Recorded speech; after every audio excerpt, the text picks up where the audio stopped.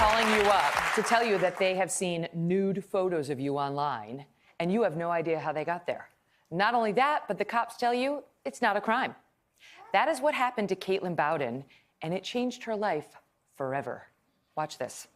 In May of 2017, 32-year-old Katelyn Bowden received a Facebook message she was not expecting. It was a girl that I hadn't talked to in a few years, and she was messaging me to let me know that nude pictures of me were online.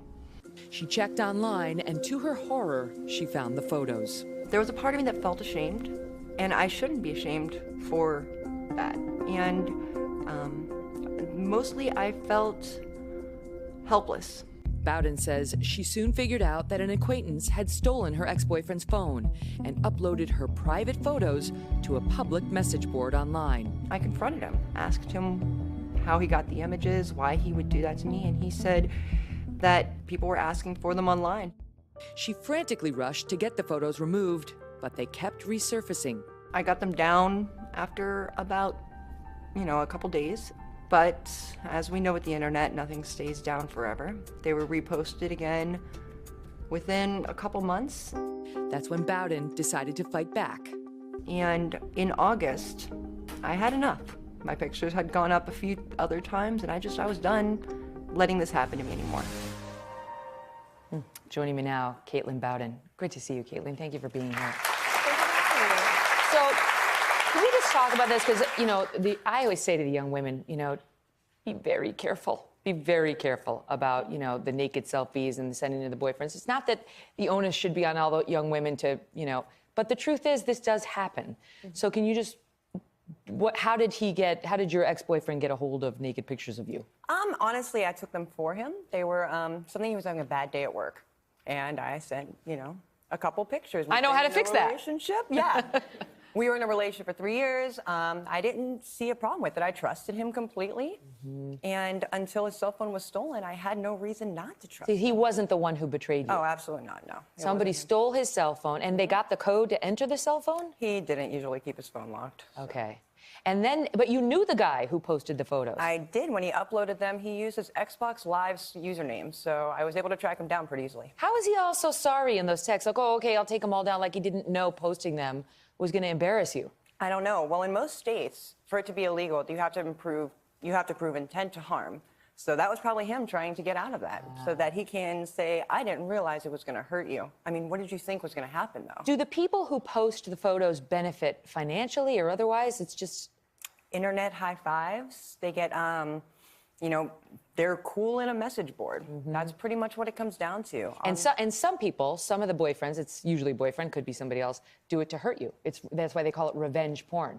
So, you send it to them in better times, and then when you break up, they want to hurt you, and they post this stuff. And in so many states, as you were about to find out, it's perfectly legal. So you were in Ohio? Okay, and you go to the cops, and what do they say? They said that because I'm over age, there's nothing they can do. It is totally legal, that the only crime that had been committed was the cell phone being stolen. And you were not the plaintiff in that. You were not the victim in that. Because you didn't own the phone. Yeah, there was nothing I can do. How many states have addressed revenge porn and made it illegal? There are now 40, I believe, that have it illegal in some way, shape, or form. We're working on Ohio. We just have introduced a bill that is currently, it's about to go to the Senate.